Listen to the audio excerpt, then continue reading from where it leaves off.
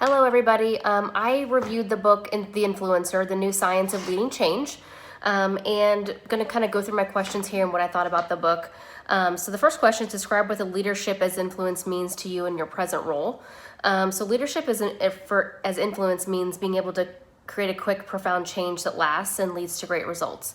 It's about changing bad habits and sustaining those changes in those habits. So for example, our hospital recognizes high-performing units, and they are awarded yearly with various gifts and recognition. Last year, my unit was ranked in the 60s for critical care units out of roughly about 150.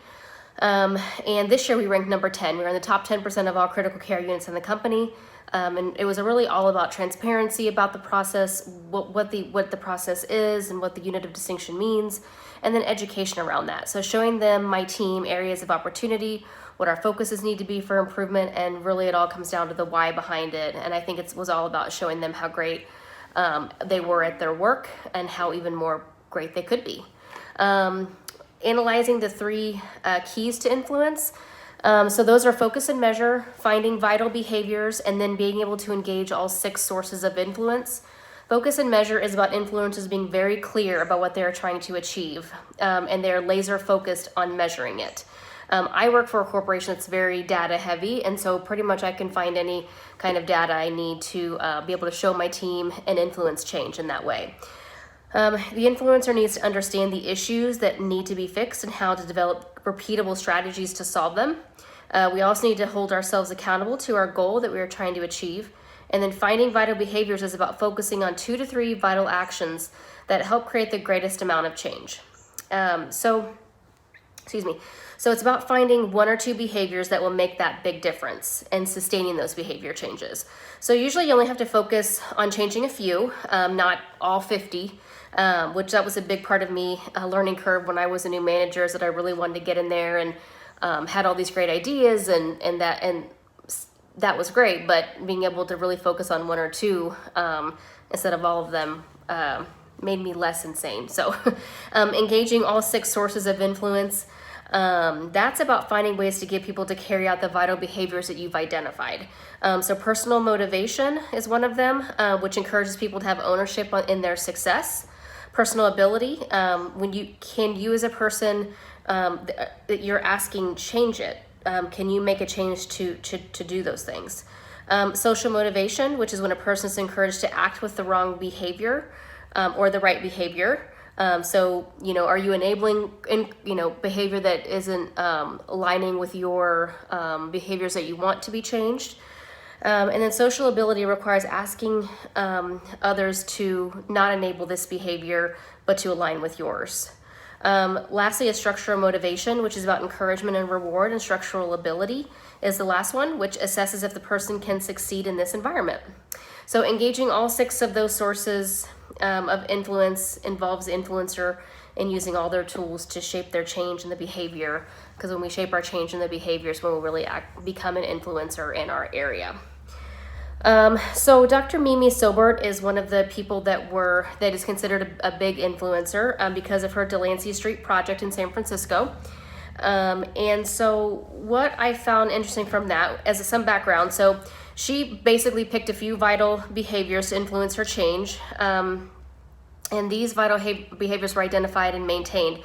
So the Delancey Street project takes former gang members, felons, male, female, it doesn't matter, puts them to work in all of her companies, which all of her companies are, restaurants and gas stations and car repair.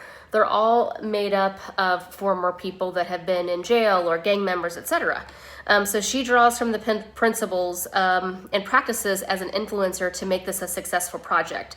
She requires each person to take a responsibility for someone else's successes, and she demands that everyone confront everyone else about every single violation and concern. So in my current role, we have a large focus on patient satisfaction, which I'm sure all of you do, at least on the inpatient side. And patient satisfaction scores rest on how patient answers a series of questions. And we used to do telephone surveys, and those were pretty brutal. I would listen to those a lot, and the person answering the questions wasn't really excited, and the person answering them was just like, let's just get through this phone call. And so, there's different opportunities, and these calls would last 20 to 30 minutes sometimes. So basically, so our scores rest on how the patient answers the questions. It can be very overwhelming, and there's a ton of data associated with it as a manager. So really being able to dig in and make those changes, it can be from food service to nursing communication to physician communication to cleanliness and so on and so forth. So I decided just to take 2 questions, focus on those behaviors that affect those specific 2 questions, and created the action plan around those 2 questions, introduced that plan to my team, but also had their input as a team. So for example, we said, okay, for nurse communication, for courtesy and respect, what does that mean to you? If you were in the hospital, what does that mean? And they said, well, for me, it's about a personal connection with the patient I'm taking care of. And I said, okay, great. So then we're going to focus on making sure that we know something about that patient that's outside of the reason why they're laying in that bed. So making that personal connection. And then also we wanted to, one of the questions was to select 3 of the 6 sources and give examples on how you would use them to transform your life as a leader or influencer. So I picked 3. So personal motivation was the first one. When I first became a manager, I was really overwhelmed with everything that needed to get done and figuring out how I was going to do that. And I always thought I had personal motivation to get the job done, but it wasn't until my 2nd year being a manager that I really started to enjoy it. And really that's a big piece of your personal motivations. Do you enjoy what you're doing? Do you find value in it? And I had learned to focus my time and energy on what brought me joy, which was my team and my patients. And once I was able to do that, I really did find that I had found the right niche for me. And the rest of that kind of fell into line. Structural motivation, so encouraging a few key vital behaviors is key to maintaining them long term. And I encouraged our UPC to come up with rewards and recognition for their own team members that align with our unit goals and our unit of distinction goals, which was the award I told you about a little bit earlier. And it's not about the money, it's not about the gifts, it's just really about being deliberate and recognizing people for a job well done, but doing it in a way that they want to be recognized.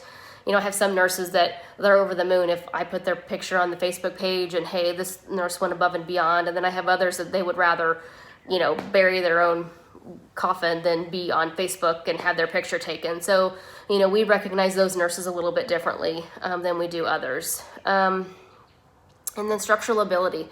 So does the environment we provide as leaders promote the team's ability to meet the goals and focus on their behavior? So when talking about patient satisfaction goals, with the team, I first assess to ensure that we have all the tools that we need to meet our goals. So, you know, how was staffing? Are there any barriers to responsiveness? Do we have nurses that sometimes are uncomfortable asking patients what they do outside of the hospital because they don't want to pry or make them feel uncomfortable? So, you know, what are some things that we need to do to build that foundation before we really give them those key vital behaviors? And then lastly, you know, would I recommend this book for future courses? And I absolutely would. I really enjoyed this book. In fact, working for my company, we was sent to a class that was built around this book. It was just a few-hour class, but with the same components of it. And it was great. It was one of my favorites that I went to. I took it years ago as a new charge nurse. But absolutely would recommend. I think to be an effective leader, you have to know how to influence your team. It's a large part of your responsibility. And any person can do what they're told, but it's a true leader of influence that can create a team that always wants to do the right thing, go above and beyond all the time, and not because they're told to do so, but because they truly believe in the work that they're doing. So I would highly recommend. Thank you so much.